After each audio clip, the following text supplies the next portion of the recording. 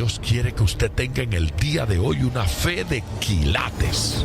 Más de 4 décadas dedicadas a la evangelización del mundo. Yo le estoy diciendo estas palabras para que usted fundamente su fe en realidades, en estas realidades eternas. Su contribución a la literatura cristiana hace evidente su compromiso con el Señor de hacer discípulos y formar ministros. La oferta del Señor a nuestras vidas es que nuestra fe crezca, que nuestra fe sea fortalecida. Escuchemos al doctor Díaz Pavón en Para que el mundo crea.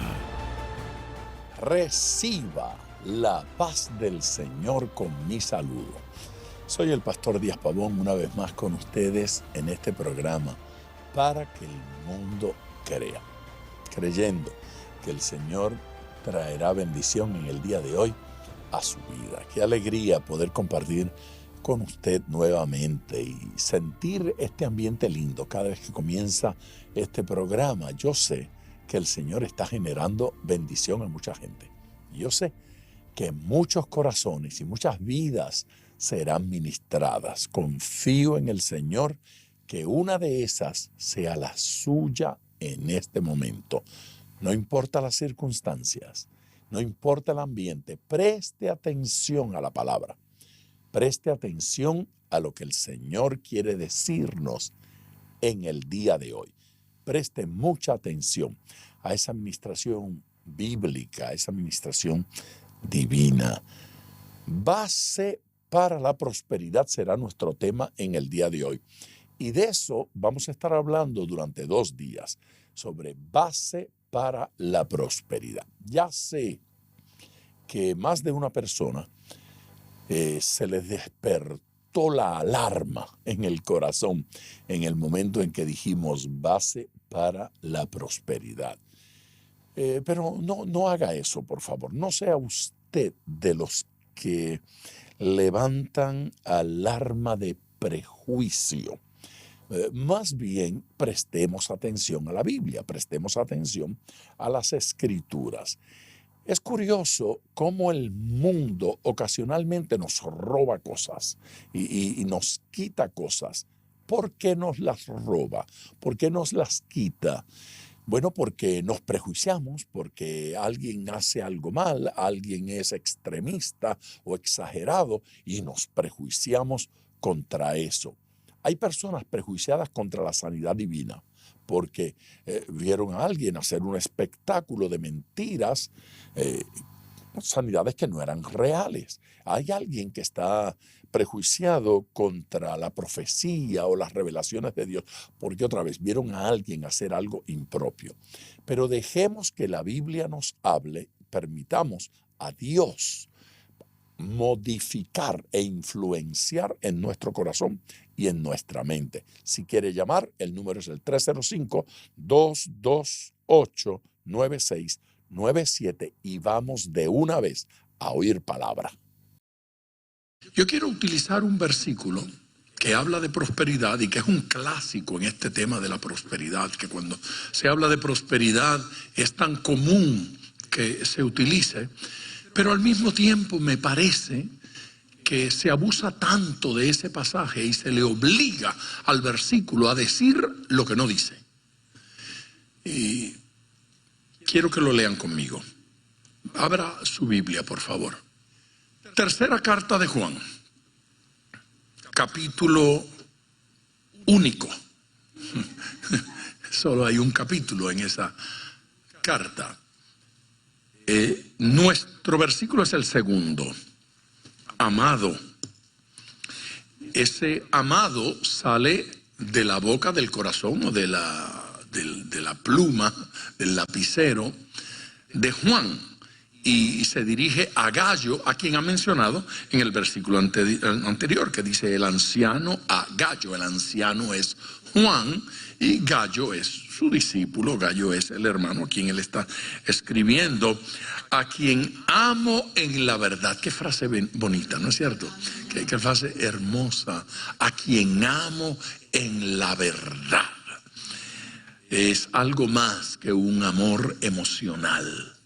Es es en la verdad. Hay seriedad y profundidad. Amado, yo deseo que tú seas prosperado en todas las cosas y que tengas salud, así como prospera tu alma.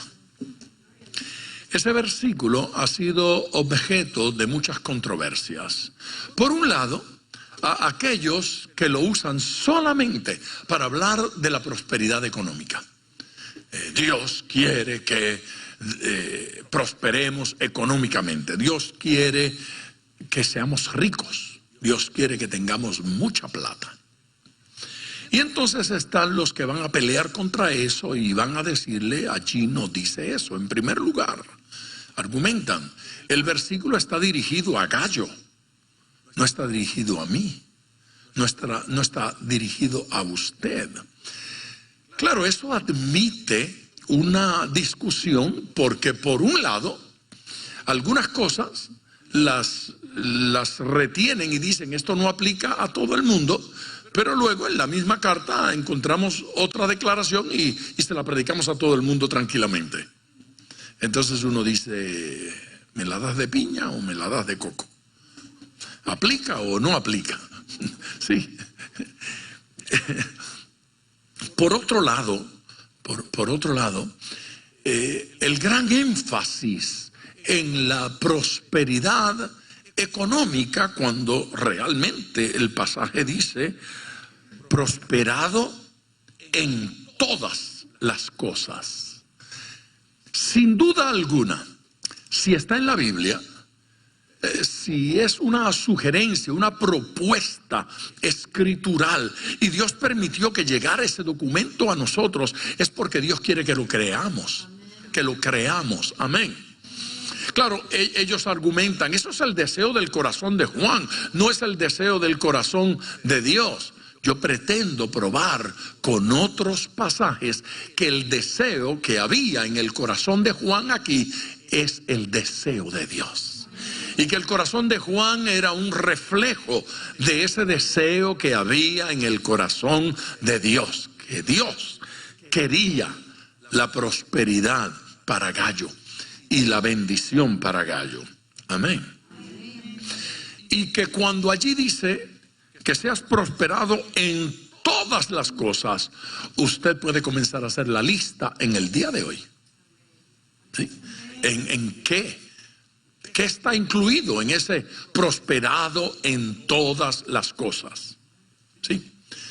Pero lo que yo quiero dejar bien claro es que ese prosperado en todas las cosas es parte de una ecuación, ¿sí? Una de esas ecuaciones que tienen lo mismo al lado izquierdo y lo mismo al lado derecho, aunque allí hayan unas cosas que se llaman variantes, ¿sí? Unas letrecitas que nadie las llenó, son variantes, son variantes. La gran variante allí y lo que va a definir cómo voy a ser prosperado en todas las cosas, esa determinante, esa que decide, esa que establece a dónde tenemos que igualarnos, ese versículo dice que es como prospera tu alma. Así que de este lado está como prospera mi alma y de este lado está que seas prosperado en todas las cosas. ¿Cómo voy a ser prosperado en todas las cosas? Según ese versículo, como prospera tu alma. Así es que la prosperidad de mi alma es la que va a definir, ¿sí? Como todas las cosas. Yo no sé cuántas letras usted va a incluir allí. Las variantes son muchas. Próspero en todas las cosas. ¿Usted pensó en algo en lo cual usted quiere ser próspero? Sí. Ser próspero en los estudios. Amén. Sí, en un examen, en una materia. Yo quiero esa prosperidad. Quiero ser próspero emocionalmente. Quiero ser una persona alegre. Sí, felicidad, alegría. Quiero ser próspero en mi relación con la gente. Hay gente que no es próspera en su relación con los demás seres humanos. No tienen amigos. Y si tienen pocos y los pocos les duran poco. Y son de poca calidad. Sí. Es una vinagreta, no hay quien se la meta al cuerpo. ¿Cómo va a tener buenos amigos una persona que no cultiva la amistad, que no da cariño, que no sonríe? Sale por acá en la cara así. Y entonces dice que en esa iglesia nadie saluda. Compadre, no es que nadie saluda, es que usted da miedo. ¿Sí? Y usted dirá, el pastor está tomando una oportunidad para hacer un chistecito. No, señor, yo estoy predicando. Yo no estoy haciendo chiste. Yo estoy diciendo que en este proceso de querer prosperar hay que sembrar. Y en la medida en que yo siembro cariño, me dan cariño, siembro amor, me dan amor, siembro servicio, me dan servicio, siembro atenciones, me dan atenciones. Y en la medida en que siembro vinagre, cosecho ácido, acidez, ácido muriático. Es terrible. Así es que hay que aprender a relacionarse con la gente. Vamos a ser prosperados en todo, en la misma medida, dice allí, en que prospera mi alma. Así es que, ¿de qué debo ocuparme primero? Claro, si lo que va a determinar mi prosperidad es la prosperidad de mi alma o la prosperidad espiritual, entonces eso es primero. Eso debe ocupar el primer lugar. El principio establecido allí es que nos ocupamos de la prosperidad espiritual y se refleja en todas las áreas de nuestra vida. No me ocupo de la prosperidad espiritual, no tengo una buena base para demandar. Cuando usted va a hacer una demanda, usted tiene que establecer una base para su demanda. ¿Sí? Cada vez que usted va a hacer fuerza, lo más importante es la base. Usted va a empujar un carro, ¿sí?, que se le quedó sin gasolina. ¿Le pasó eso alguna vez? ¿Sí? Ahí está. Hay que empujar el vehículo. Lo determinante es donde usted se pare. Porque si usted se para en el lodo, usted va a patinar y usted nunca va a mover el auto. Así que hay que buscar un lugar que sea base, fundamento para empujar. Juan está diciendo, hay una base, hay una razón por la cual tú puedes ser prosperado en todo. Y le dice a su hijo, a su hermano, a su compañero de ministerio, le dice a Gallo, la base es tu prosperidad espiritual. Como prosperas en tu alma, como prosperas espiritualmente, Dios te va a prosperar en todo. Yo oro para que prosperes en todo. Yo hablé de empujar un auto, pero puedo hablar de la oración. Siempre que usted va a pedir, usted necesita una base. ¿Sobre qué base yo pretendo esto? ¿Sobre qué base? ¿Sobre qué fundamento yo demando, yo pido a Dios esto? Sobre el fundamento de su palabra. Si su palabra lo dice, si su palabra lo establece, si yo descubro que esa es la voluntad de Dios en la Biblia, entonces yo tengo una fuerza, una base para decirle a Dios, quiero eso.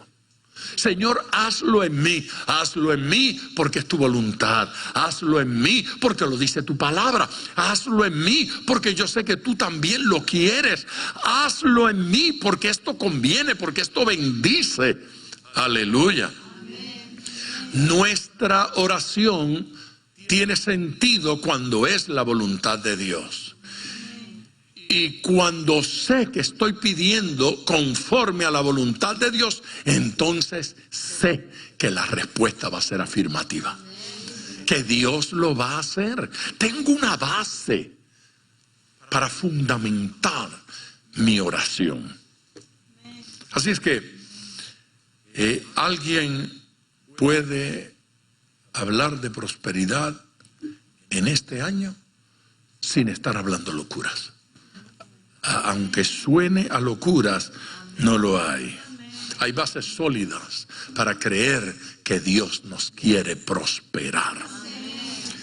Yo espero que su lista de cosas en las cuales usted quiere que Dios le prospere, que la va a comenzar a hacer hoy, sea grande. No tiene por qué tener límites. No permita que traumas del pasado le digan, en ese aspecto tú no puedes ser prosperado. ¿Sí? Sí, esa persona que sale de una relación espantosa, el novio la maltrató, la insultó, y dice, yo no quiero casarme, yo no quiero más. Quiera, no lo quiere. Dios tiene uno bueno. Hay algunos. Sí, hay gente que ya intentó 3 o 4 negocios, empresas, invirtió y demás, y fracasó y lo perdió todo, y ya piensa que no hay alternativas ni posibilidades. Yo voy a vivir de los cupones el resto de mi vida porque no voy a ser prosperado. No, crea, decida creer. Amén. E inclúyalo en su lista. Puede hacer una lista con unos puntitos donde dice con poca fe. ¿Sí? No importa, como que tengo más fe para uno que para otro, ¿sí? Pero lo bueno es que cuando veo la respuesta de Dios en un aspecto, se me fortalece la fe, porque en la fe se crece. Diga, en la fe se crece. Dios quiere que seamos fortalecidos en fe. Abraham se fortaleció en la fe. ¿Cómo se fortaleció? El pasaje dice, dando gloria a Dios. ¿Qué es dando gloria a Dios? Reconociendo que cada cosita que recibí fue Dios quien lo hizo, y le doy gloria a Dios. Te doy gloria, Señor, por lo que logré. Te doy gloria, Señor, por lo que obtuve. Te doy gloria, Señor, amén, por cada paso. De esa forma voy creciendo en fe, y cuando vuelvo a considerar aquel aspecto donde yo no tenía muchas ganas de creer, comienzo a creer.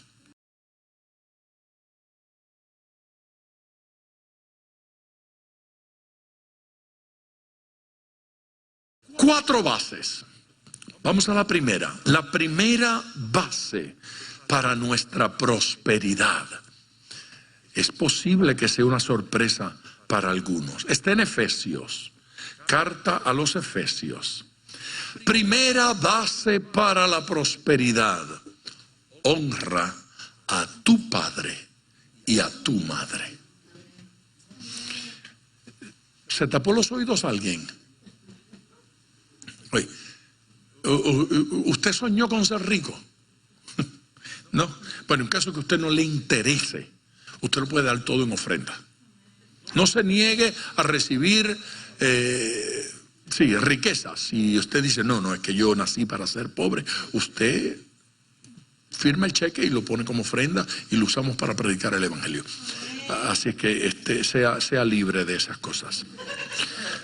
Pero si usted soñó con prosperidad económica, algún día yo voy a manejar un carro, y algún día yo voy a vivir en una casa, algún día yo voy a tener una profesión, sí, todas esas cosas, los algún días que se le ocurre a la gente. Bien, bueno, aquí va, la bomba es esta: la prosperidad comienza en casa. La prosperidad no comienza en la universidad. Oh, no, cuando yo juegue béisbol y dé mi primer cuadrangular en las grandes ligas, voy a ser rico, voy a ser millonario. La prosperidad no comienza allí. La prosperidad comienza en casa. En casa. Pero hay gente que no lo sabe, pero lo va a leer hoy. Efesios, capítulo 6, versículos 1 al 3. Hijos, de hecho, la manera en que se escribió esta expresión se pudo haber traducido: vosotros hijos, ustedes hijos, como llamando la atención. Miren acá, todos los que son hijos. ¿Aquí hay alguien que no sea hijo? Todos son hijos, sí, todo el mundo. ustedes, hijos, obedeced en el Señor a vuestros padres. Sí, se ahogó, alguien se ahogó. Yo lo sentí. Por el don de sospecha. Porque esto es justo. Honra a tu padre y a tu madre, que es el primer mandamiento con promesa, para que te vaya bien. ¿Cuántos entienden esa expresión? Para que te vaya bien. No puede ser más fácil de entender. Para que te vaya bien. Sí, amén. Así es que honra a tu padre y a tu madre, que es el primer mandamiento con promesa, para que te vaya bien y seas de larga vida sobre la tierra. Amén, gloria a Dios. Es posible que el proverbio, el que no sigue consejos no llega a viejo. Es posible que ese no lo encuentre en la Biblia. Pero el que no honra padre y madre se muere temprano, ese está ahí. Efesios 6. Míreme, por favor, preste atención, míreme. Yo necesito que sus ojos estén aquí. Ese pasaje está declarando una sentencia de muerte temprana para la persona que decide deshonrar a sus padres. Pero yo conozco un sinvergüenza que asesinó a sus padres, era un bandido y duró hasta los 89 años. Estaba muerto. Estaba muerto. Hubiese sido mejor que lo enterraran. Estaba muerto. ¿Sí? Acarrea maldición sobre sí. Acarrea maldición sobre sí el que deshonra padre y madre. Pero este pasaje está intensamente escrito positivamente. Así que este pasaje no es para meter miedo. Este pasaje es para que se aproveche del principio y diga: oh, yo voy a traer bendición a mi vida. Yo voy a traer, ¿sí? Yo voy a provocar, yo voy a lograr que todo me vaya bien. Voy a honrar a papá y a mamá. Voy a honrar padre y madre, hijos e hijas. Cuando honran padre y madre, acarrean, atraen bendición sobre sus vidas. Allí, hijos significa prole o descendencia. Son los que nacen de esa madre. No importa si son varones o si son mujeres, la promesa es para todos. Y obviamente allí padres son progenitores y son ambos, padre y madre. Alguna gente decide honrar a uno más que al otro. Algunos son pro mamá y otros son pro papá, pero aquí es pro progenitores. ¿Sí? No, es que papá es un borracho, mamá es una santa. Entonces deciden honrar a mamá. Sí, es que mamá fue una traidora, dejó a mi papá, lo abandonó. Ellos honran a papá. Eso no es lo que dice allí. Allí dice que papá y mamá tienen que ser honrados. Hay tres ideas. La primera es el hecho. El hecho. La segunda es el modo. La forma está allí declarada en ese primer versículo, el modo, la forma. Y la tercera es el motivo, la razón, el motivo de la obediencia. Hijos, obedeced en el Señor a vuestros padres, porque esto es justo. Amén. Por favor. El hecho está claramente establecido. ¿Cuál es el hecho el hecho allí es obediencia. No hay más. El hecho es obediencia. Hijos deben obedecer a los padres. Explíqueme eso, pastor. Se lo voy a explicar en hebreo. Hijos deben obedecer a los padres. No hay más. ¿Sí? Los padres no obedecen a los hijos. Los hijos obedecen a los padres. Amén. El orden de autoridad es hacia los padres. ¿Cuál es el hecho? El hecho indiscutible es: a papá y a mamá se obedece. ¿Por qué? Porque dijo Dios. Dios estableció ese orden de autoridad. Amén. Y un día usted va a ser papá, usted va a ser mamá, y el orden sigue allí. Sus hijos le van a obedecer a usted y usted va a obedecer a sus padres. Amén. Hay un modo. El versículo dice: obedeced, y dice el modo, en el Señor. Todos conmigo digan: en el Señor. Obedeced. El modo es obedecerlos en el Señor. ¿Qué significa en el Señor? En el Señor significa como corresponde a alguien que conoce al Señor. ¿Cómo? ¿Cuál es el modo? ¿Cuál es la forma? En el Señor. ¿Cómo voy a obedecer a mis padres? Dice allí: en el Señor, con la actitud de quien conoce al Señor. ¿Sabe qué también significa eso de en el Señor? Escúcheme, significa por respeto al Señor.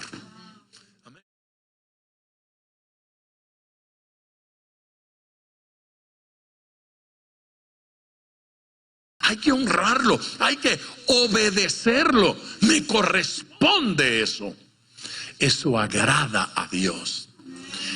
Amén. Eso conviene a la vida cristiana y eso trae prosperidad. Así es que el hecho es: hay que obedecer. El modo es: hay que hacerlo en el Señor. Amén. Conforme a esa relación que tengo con Dios. Lo que no sucede es que yo amo a Dios, pero a mi mamá, ni a mi papá. No funciona así. No funciona así. Dios no es glorificado de esa manera. Ahora hay un motivo. Ya dije cuál es el hecho. Ya dije cuál es el modo. Ahora quiero decir cuál es el motivo. Dice el versículo: porque esto es justo. ¿Sí? Otra vez: porque esto es justo. Esto es justo. Y bueno, en eso voy a ser un poquito injusto. No funciona. Porque si hay algo ajeno al cristianismo, es la injusticia. No funciona. Es justo que cuando usted le dice a mamá: pues yo no lo voy a hacer, porque no es justo que mi hermana esté allí viendo televisión y tú pretendas que yo vaya a cortar la hierba. No es justo. Ok. La Biblia, Dios dice: lo que no es justo es que usted no obedezca. ¿Me gustó? Lo que no es justo es la desobediencia. Señor, pero ¿y no se supone que le den el mismo trabajo a mi hermana que a mí? El mismo trabajo a mi hermano que a mí. No se supone eso. Como los empleados no tienen que tener el mismo trabajo. Los ángeles no tienen las mismas funciones. Dios tiene unos ángeles para unas funciones, otros para otras funciones. Amén. ¿Sí? Y los hijos de Dios en la iglesia, pues miren, unos predican, otros enseñan, otros cantan, otros limpian, otros reparten tratados, amén, y tienen distintas funciones. Y uno dice: ¿y por qué yo no toco como cristiano? ¿Y por qué yo no soplo como Enid? ¿Y por qué yo no canto? Porque así es. Amén. Si Dios hubiese querido que yo fuera cantante, me hubiese dado la voz de Pavarotti, pero no me la dio. Así que no es para cantar que me trajo a mí. A otros los trajo para cantar. Y otros administran y manejan el dinero. No es cierto. Y otros construyen y edifican. Cuando nosotros alquilábamos en un templo, ellos utilizaban los horarios principales y nosotros utilizábamos el espacio que sobraba. Y no teníamos dónde tener una oficina y no teníamos dónde reunir a los niños. Era un problema y queríamos un lugar. Fíjese qué interesante esto. Fíjese qué interesante. Yo estaba en aquel templito orando en el altar. Yo había ido a grabar un programa de televisión con TBN, con Trinity Broadcasting. Había terminado, eso es allá en Hollywood, y venía en el auto hacia el templo para orar. Enciendo la radio y hay un pastor hablando y dice: vamos a construir un templo y va a ser hermoso, lo más lindo, y ya Dios me dio la persona que lo va a construir. ¿Dónde está Piloto? Póngase de pie, Piloto. Pilotico, ¿dónde está? Y entonces alguien le dijo: él salió, se fue. Y entonces dijo: bueno, él salió, pero ya mismo viene por ahí, porque ese es el que va a construir el templo. Bien.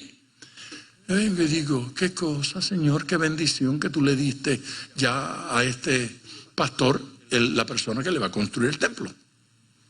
Eso es una bendición, es un privilegio. Ya le diste a él su piloto. Ahora necesito que me mandes un piloto a mí. Bien. Y yo estaba, llegué y vine, era temprano, era el día de estudio bíblico, que en aquella época, igual que en lugar de miércoles era martes, eran los martes. Y llegué y me vine al altar, me arrodillé a orar. Estoy ahí orando y siento que la puerta se abre, hace el sonido. Entonces me enderezo y me volteo y hay un hombre parado, alto, elegante, camisa blanca, corbata, bien parado ahí. Entonces déjame saludar a este señor. Me levanto no había llegado nadie todavía al estudio bíblico, estaba aquello vacío. Voy y lo saludo. Le digo: Dios le bendiga, ¿cómo está? Me dice: yo lo he oído usted, pastor, y quise venir a su iglesia. Qué bueno, bienvenido. ¿Y cómo se llama? Me dijo: yo soy el hermano Piloto. Y me dio una cosa así como que... Jesucristo. Bueno, pasó algún tiempo y pronto nos amistamos. Y tiempo más tarde descubrimos algunas cosas. Que él se dedicaba a construir, se dedicaba a la construcción. Ya nos hicimos amigos y un día me llamó y me dijo: pastor, necesito un voto de confianza. ¿Un voto de confianza para qué? Dice: para alquilar un lugar para la iglesia. ¿Cómo?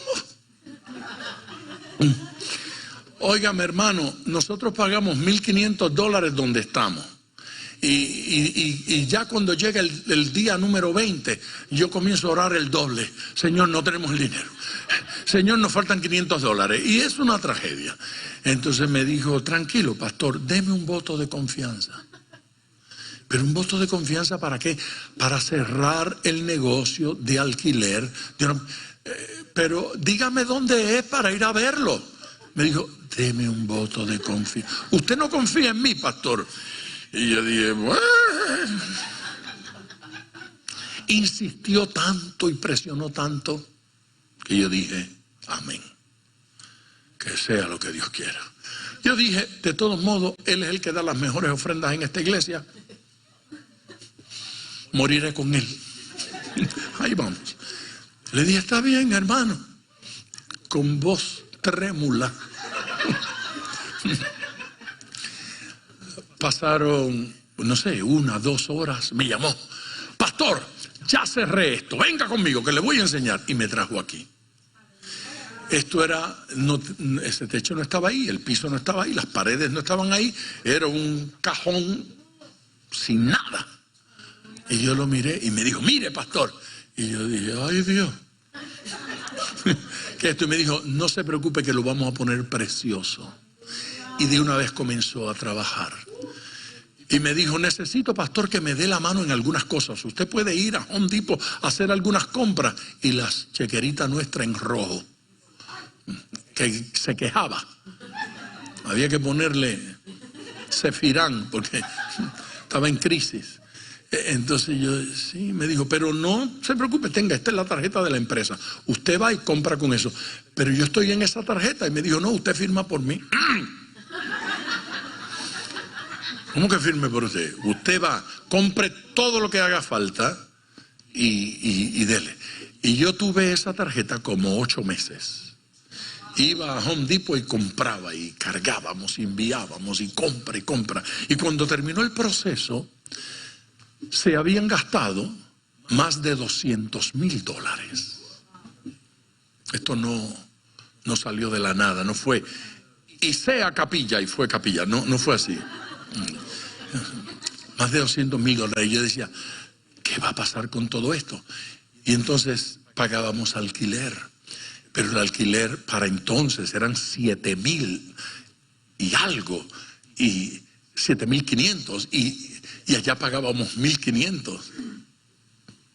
Entonces decidimos mudarnos aquí al lado para estar cerca de la construcción, y nos reuníamos ahí en el banquet hall este que está al lado, que se llama Millennium. Y así supervisábamos la construcción, y la deuda seguía creciendo. Y cuando terminó la cosa, hizo un cheque y dijo, no se preocupe por los 7,000, tenga el primer año. Y me dio un cheque para cubrir el primer año completo.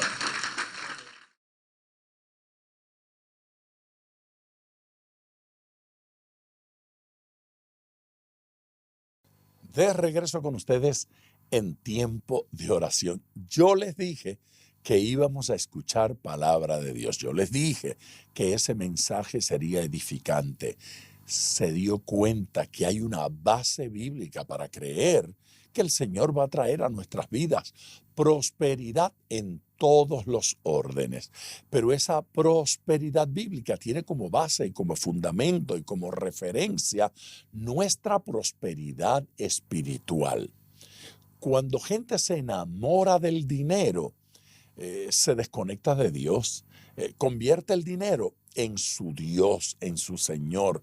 Pero cuando una persona se conecta espiritualmente con Dios, entonces es justo y propio ser próspero en otras áreas y en otras dimensiones. Dios tiene para usted prosperidad en su hogar, en la relación con sus hijos, en sus emociones y también en sus finanzas y en lo físico. El Señor quiere traer bendición a su vida. Si tiene una petición, quiere que oremos por usted, llame ahora 305-228-9697. Lo repito, 305-228-9697.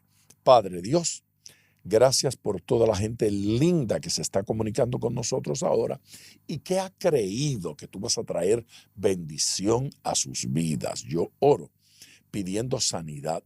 Yo oro pidiendo liberación. Yo oro pidiendo perdón. Yo oro pidiendo restauración familiar, matrimonial, del corazón. Provoca bendición abundante sobre este pueblo en el día de hoy, Señor Jesús, que experimenten tu toque, que experimenten tu ministración y tu bendición. En el nombre de Jesús, amén. Gracias por sintonizar Para que el Mundo Crea con el Dr. Díaz Pavón. Nuestro ministerio desea brindarle acceso a este programa descargando gratuitamente la aplicación DPM Radio. Para oración, comuníquenos su necesidad llamando al 305-228-9697. 305-228-9697 o en las redes Facebook e Instagram bajo Díaz Pavón Ministries.